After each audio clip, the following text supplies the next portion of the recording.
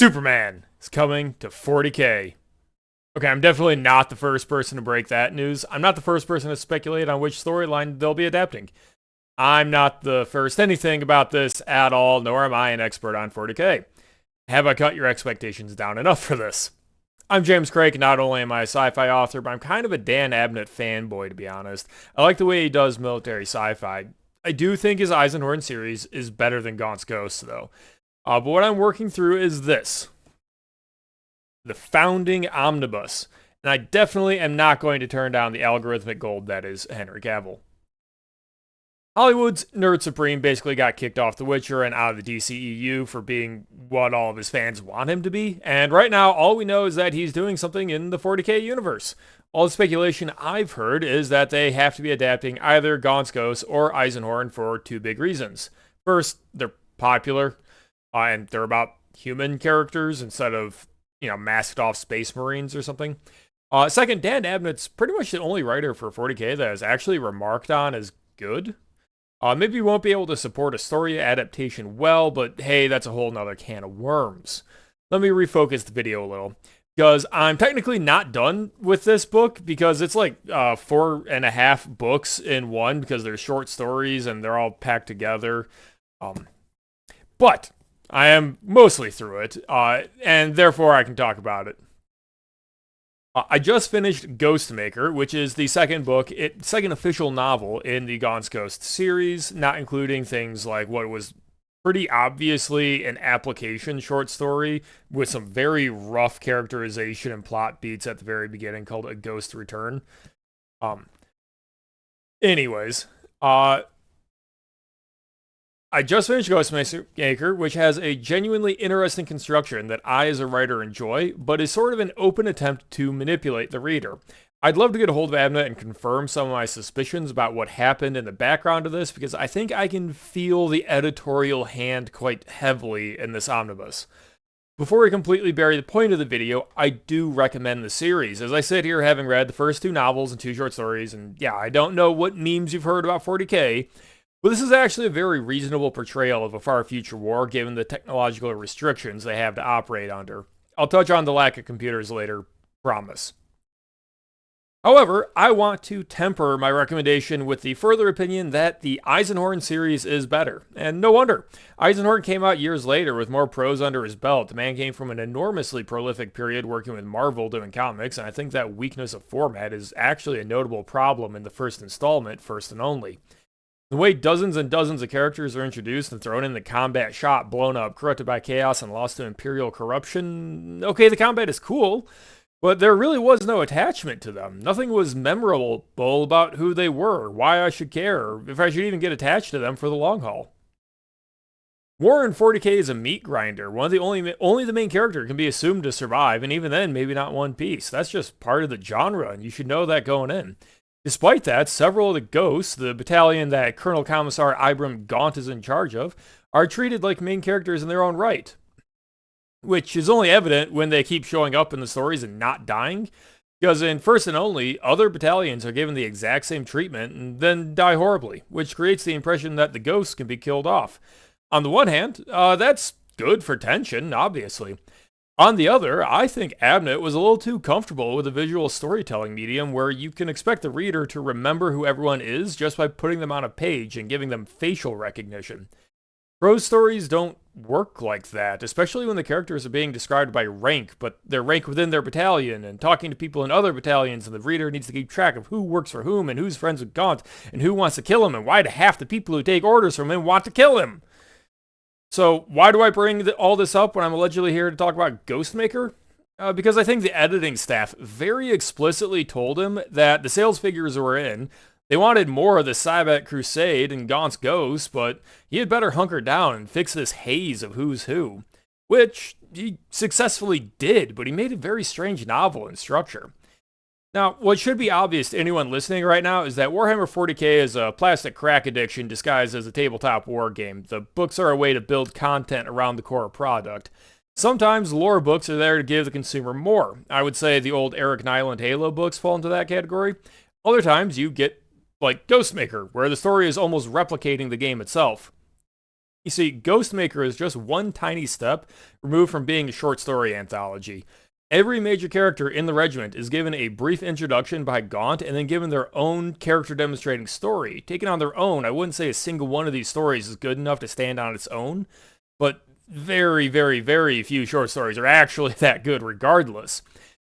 They aren't on their own, though. There are snapshots of the military campaign the ghosts are going through to serve the Emperor and claim a new homeworld. Each short story is quite literally like a game of 40k. An interesting setup, scene, fight, victory. Well, except for Milo, but I would argue the final fight is actually Milo's story. But this book has chaos. It has Descent Among the Guard, Orcs, Eldar, Demons, and Inquisitors, like a giant sampling platter of what the game has to offer. Does Abnett do them perfectly? Probably not. I don't think the orcs are recognizable as anything at all, really, but writing for 40k is like trying to wade into DC's main timeline and be expected to know every single hero, villain, and faction. Really, this is the editorial hand I'm talking about. I think Ghostmaker was engineered to make players want to also buy an Imperial Guard army because GW is a toy company at the end of the day.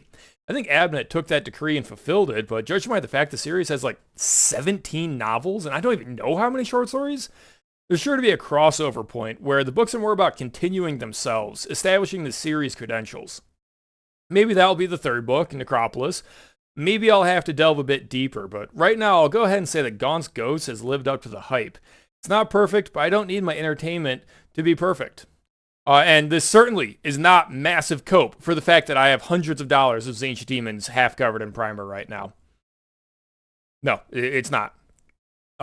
To give the briefest of synopses that I probably should have sometime earlier at this point, Gaunt's Ghost is a military sci-fi setup where the main character is Ibram Gaunt, who is begrudgingly put in charge of an army that kind of hates him because he had to pull them off their planet and they watched it die because he didn't let them go fight to the death protecting their homes hopelessly. He pulled them out and has brought them to get revenge and maybe another homeworld, which actually gives structure to why there would be character conflict within the main cast of characters. And that's actually pretty hard to do sometimes when you think about, oh, I need a setup for this army against that army. Like, Starship Troopers is not galaxy-wide, but like the local cluster size of stars. And the wars breaks out between humanity and several alien species, actually. And they fight and they go at it, and the conflict is not really with the aliens in Starship Trooper. It's not just because disposable enemies don't make for a good narrative. And that's really where Gaunt's Ghost is going to shine, is because the characters and their evolving opinion of the man who made them watch their home world die, who watch all their families die, all of them, is the one that is commanding them and leading them to battle. But he's also like the best commander they could ask for because Gaunt realizes what he did to them and he will not shed their blood freely, which is a contrast constantly drawn to other people in the Imperial Guard, because there's obviously a lot of inspiration taken from the World Wars. This being a British game company, yeah, there's a lot of World War II influence, in my opinion. But each book will have some focus of a planet or something being focused on, and a bunch of battles, and some amount of the ghosts getting killed off, but probably not the main characters, at least not yet.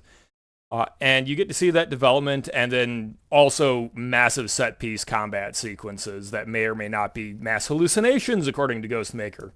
Personally, I probably think that was a mass hallucination dreamt up by the Eldar, but read the book and make your own opinion about that. How about that? Now, before I sign off, I want to touch briefly on the setting of 40k. Forget for a moment that it's the grim darkness of only war. I want to talk about the technology. This hasn't come up in any of the Abnett books I've read so far, but there are no artificial intelligences in 40k, which means that even though it's 30